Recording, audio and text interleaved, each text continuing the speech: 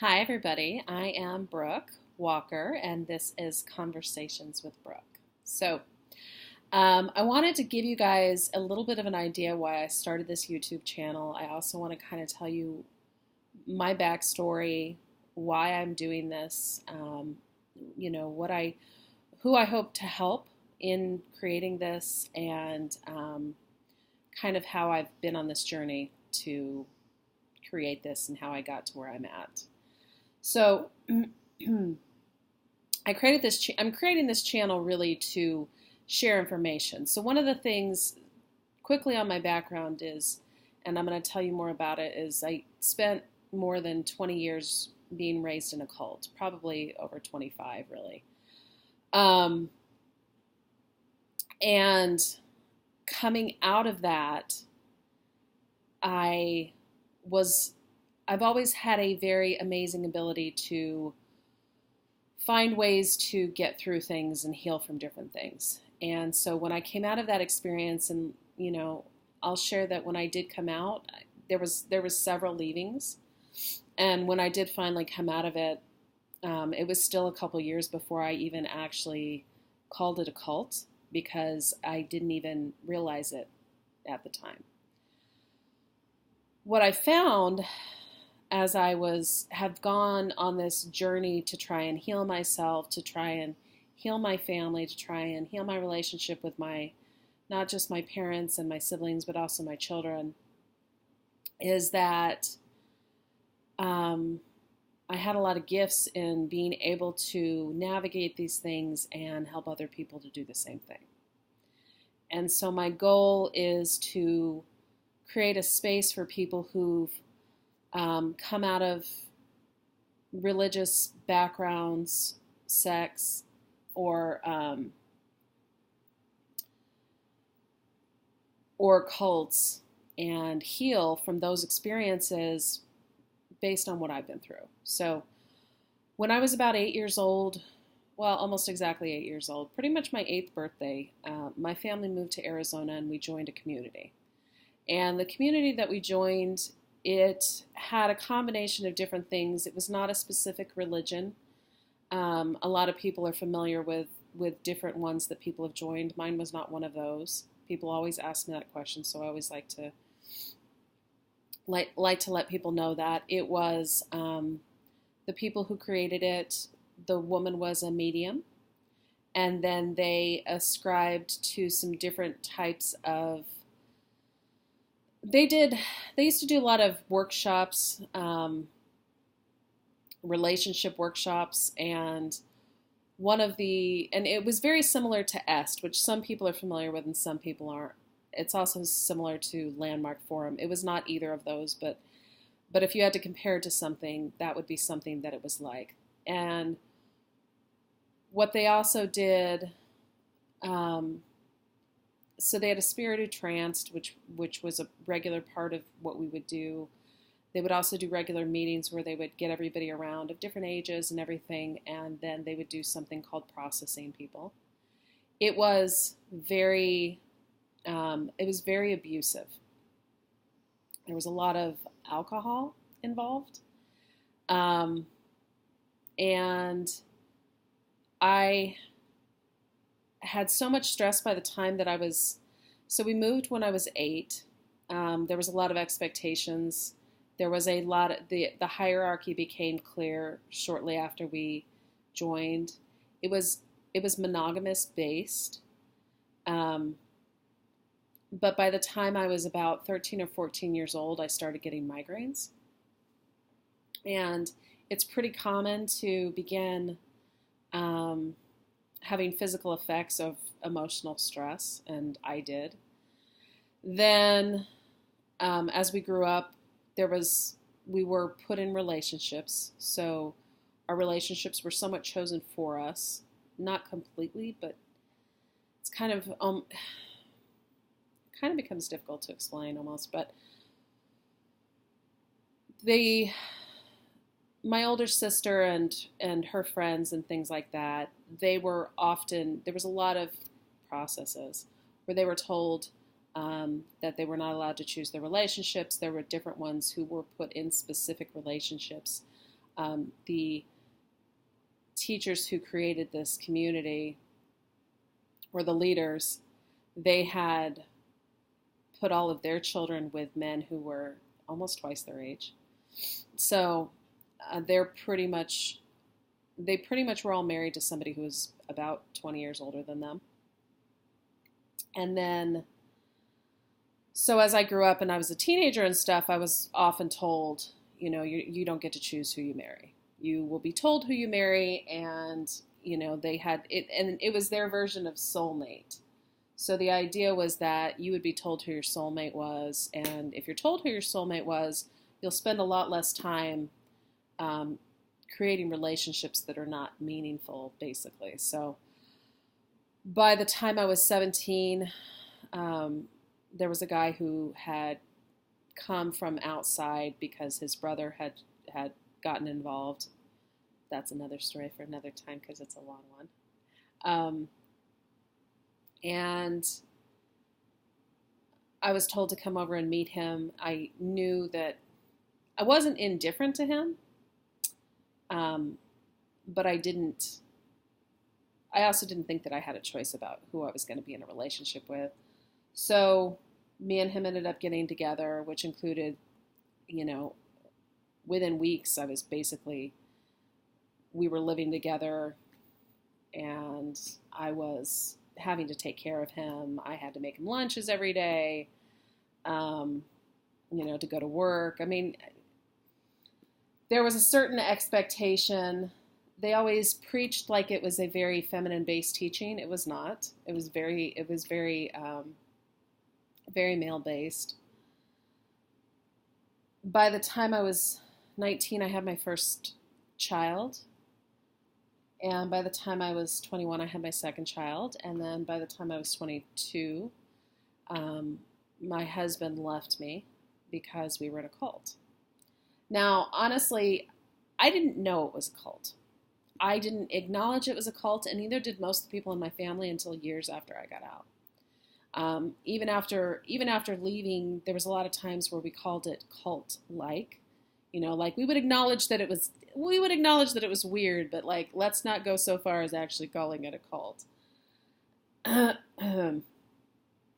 don't know. I don't know why it mattered that we defined it as not being a cult. It very much is a cult. They don't really have a whole lot going on these days, but there's still a small community of them. After that, it was several years, and it was really only after my children began getting to a certain age.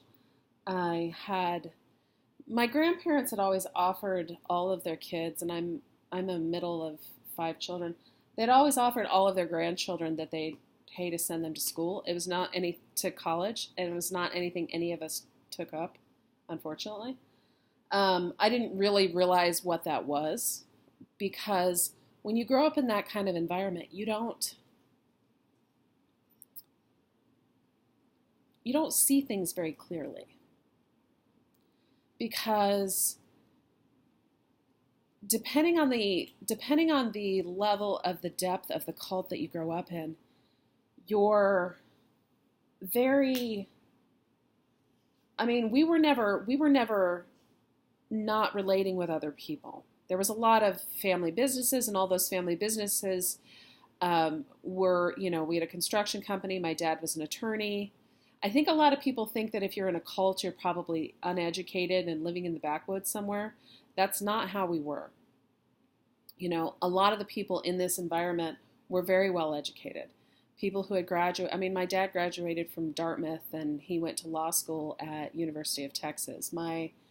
There's another woman who created her own degree at Princeton. There was another attorney. There was, a lot of very well-educated people in this group, and that's one of the reasons they joined, because they had family that had money, which means they could be used to manipulate.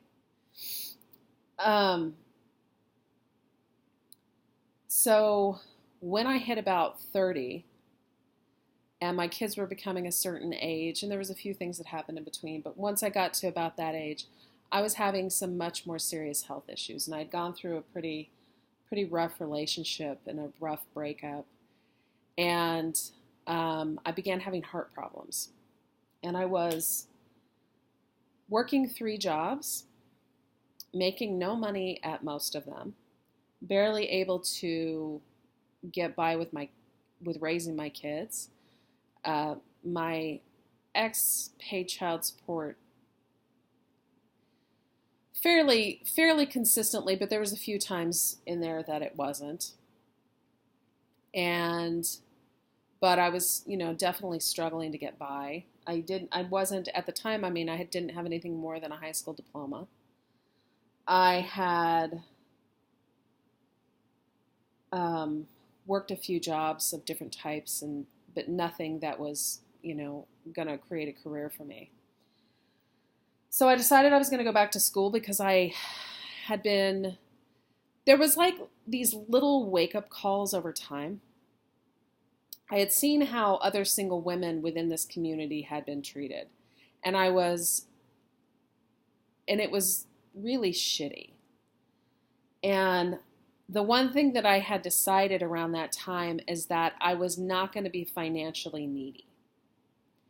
So my goal was to find a way to support myself, and so I decided I was going to go back to school. Fortunately, at the time, online school was becoming very popular. So I began going to online school, and I began getting my degree in psychology. At the same time, my health took an absolute turn for the worst.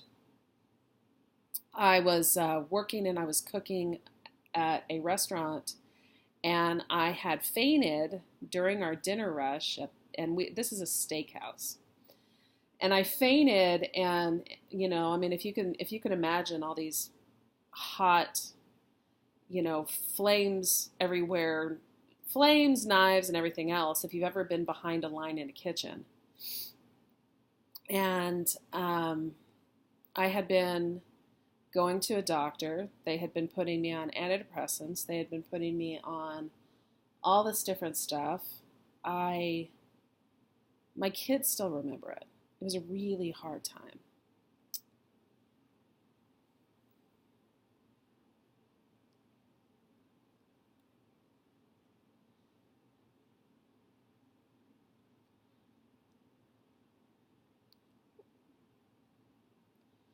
What I will say about those moments,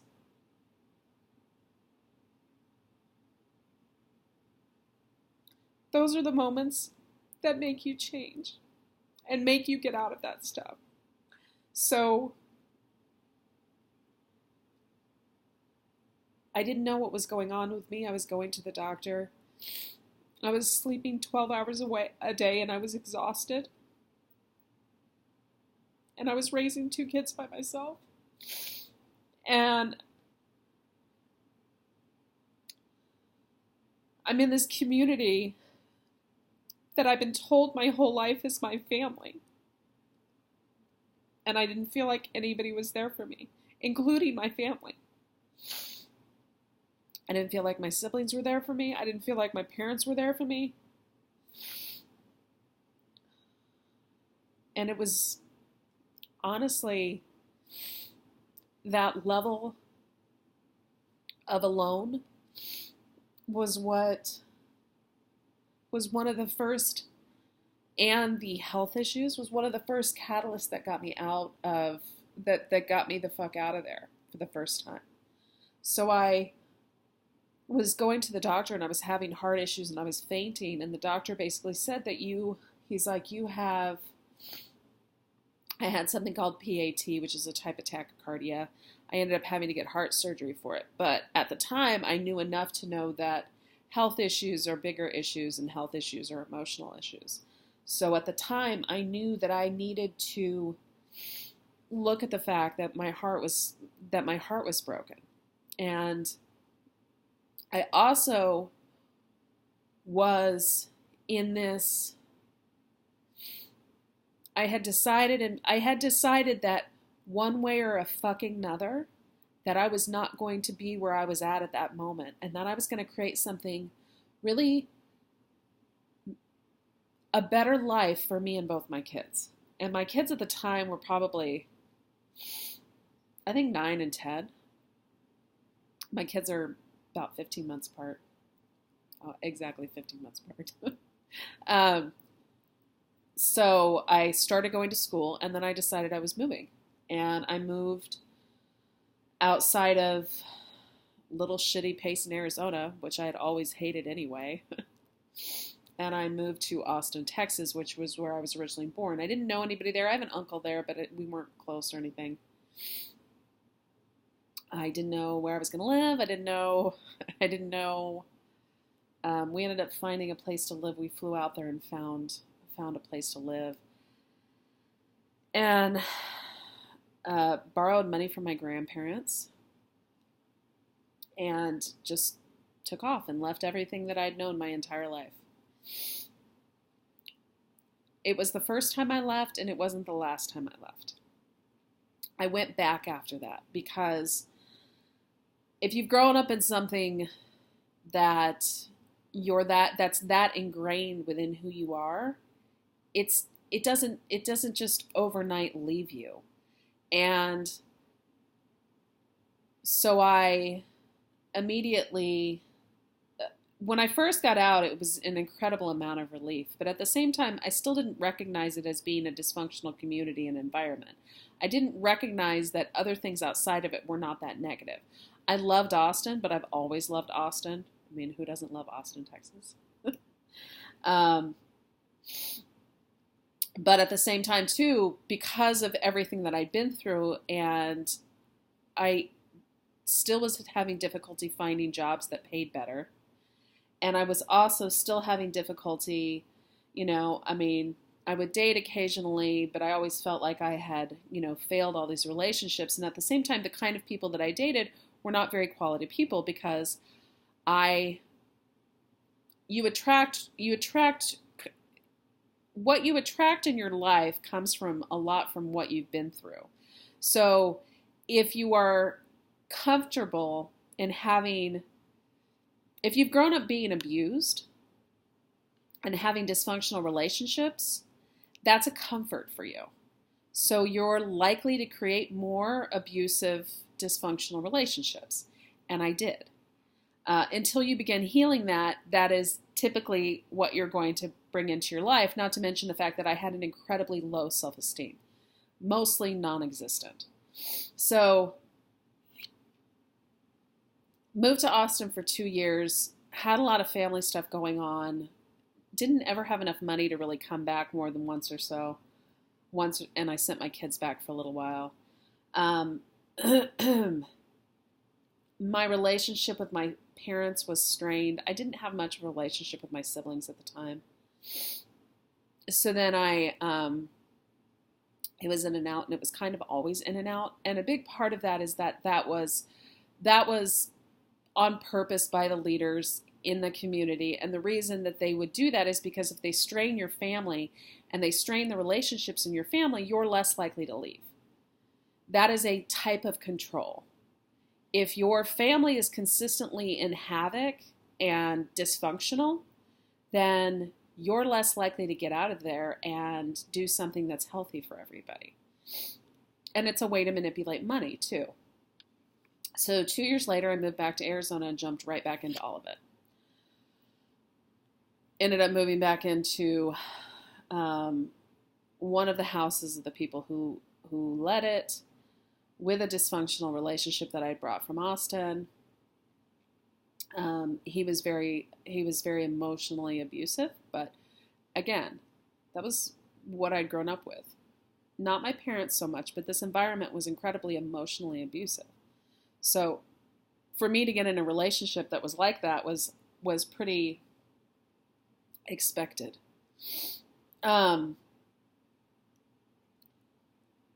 I did graduate school around that time, but when I say I jumped back in, I mean I jumped back in both feet. Like I jumped back in and I began working for a couple of the leaders, one of the other one who was an attorney, and working in his law firm.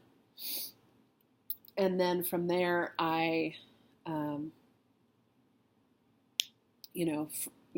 in the middle of all of it. And the anxiety was ridiculous.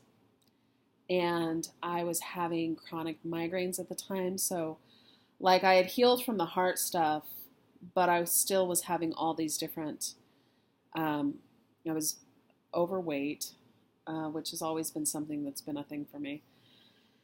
And I had migraines that were so dysfunctional that they'd come on, that they'd last for 2 days, but I never had a choice to be able to do anything other than work through them. So I was basically managing migraines, and I don't know how much Advil I went through at the time.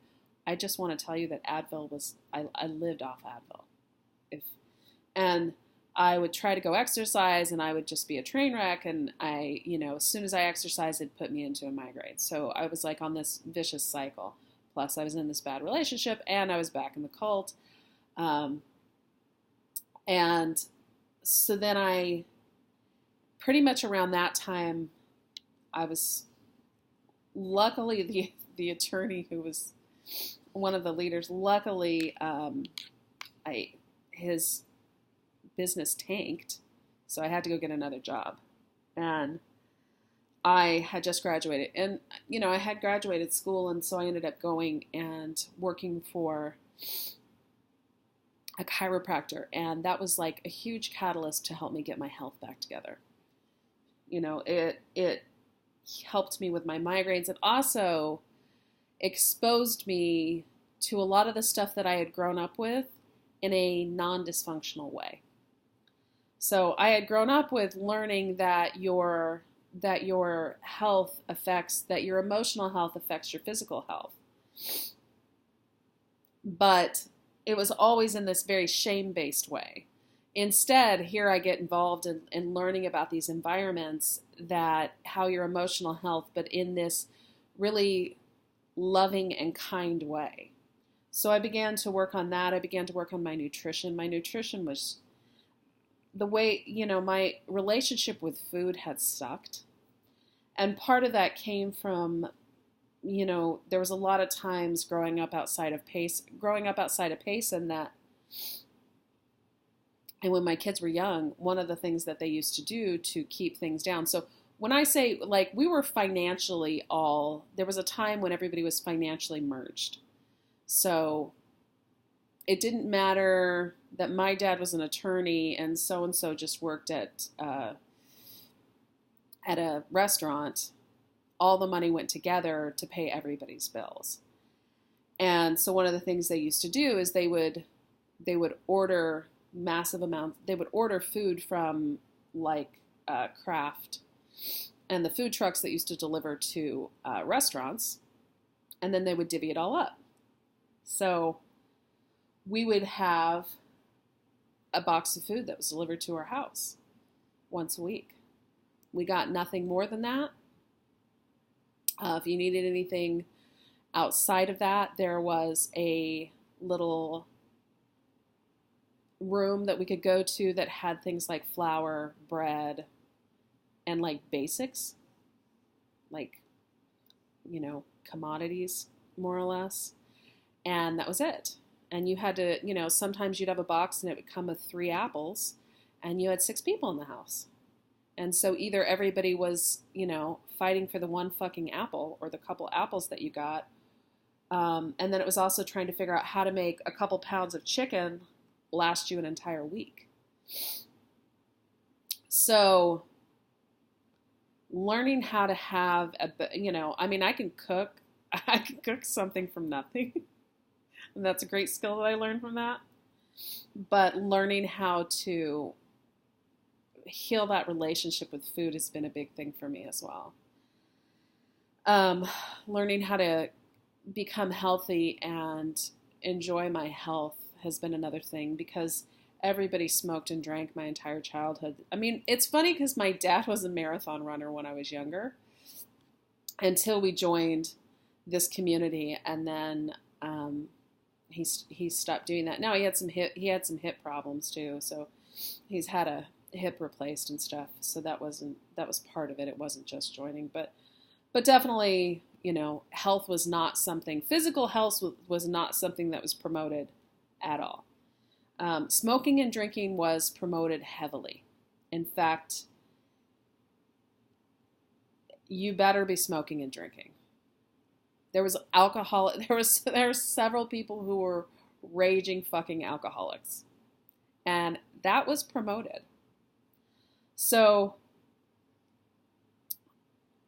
when I started working for the chiropractor, I began working on that. I also shortly after that moved out of the teacher's house, which was also huge, and dumped the relationship I was in. And I began looking to buy my own home. That was probably a couple of the catalysts that got me. A big part of it is the learning to have enough independence to know that you can stand outside of it. And I was more or less the first person in my family to remove myself for the most part, other than my brother who was kicked out, which is a story for another day. So I bought my house, and then there was a few more big blow-ups, but at the time it was really just like little bit by little bit, seeing more and more and getting myself slightly more into a healthy state got me farther away. And then I had so much going on with my children at the time who were teenagers, and there was so many dysfunctional things that was happening between me and some of the other people within the community that I just slowly started getting farther and farther away, and began working on things for my health. I began, and then another thing that had happened at the time is my mother ended up getting cancer, and that was a big eye opener as well, because again, it's that moment. It's like we were raised in this community and being told these people are your family, these are your sisters, these are your brothers, these are your, all the people in your life who you're supposed to be dependent on, and they're supposed to be there for you, but when the shit really hit the fan, none of them ever were. So my mother got cancer, and everybody, there was like, it was bizarre, but people actually do this all the time. People are incredibly uncomfortable. People are incredibly uncomfortable when you get physical ailments. So all of a sudden my mom was going through cancer, and, a lot of her friends are just not really there for her. And she changed her paradigm about health too. And, some of it was seeing my mom go through that. Some of it was the breakdown between my relationship with other people who were in the community because of our kids, because our kids would get in trouble. And one of the leader's daughters was incredibly abusive to her children, and nobody could tell her. Her own sisters couldn't tell her that. And my daughter and her daughter were very close and getting in a lot of trouble with each other. And I started just pulling farther and farther away and then I began getting, therapy for different issues. I thought it was really just based on stuff for me and help to heal with my kids. And then I realized at the time that it was months into therapy. And I said to my therapist one day, and I was like, I was raised in a cult. And he's like, you've never used that word to describe it. I was like, well, it was. And that was really, so there was this very long process to get out of it. And then I began, just pieces of my life, putting them back together, building more strength over time. And, it's been over the last couple of years that I realized that I have a great ability to help other people do that. And we're all on this journey to heal things that we've been through. And there's nobody out there who are helping people who've been through this type of experience. There's nobody out there. There's very few people out there saying, hey, I came from a cult. And it's getting better because you have people like Leah Remini, who is very open and out there about her experiences in her life. And I appreciate that there's people who do that. But my goal is to help people to actually heal from these experiences, because I understand what a lot of that's like. I know what it's like to have that type of stress. I know what it's like to have that type of control. I know what it's like to not make decisions about your life. I know what it's like to be able to learn how to get that back, to heal relationships with the people that you love, to I know what it's like to be at war with people in your family because you're not on the same page, and because you see a level of dysfunction that you have to get out of, even if you don't know what it is. The first time that I left, I got in horrible fights with my mother, and she thought I was ruining my life. And my goal is to help people to come through that. And so my goal is to share videos of my experiences in my life. You know, we are all going through a healing process. It is, I don't know that it's anything that we finish, but my gosh, there's so much amazing things in my life that I didn't have before. And so my goal is to help other people to come through that.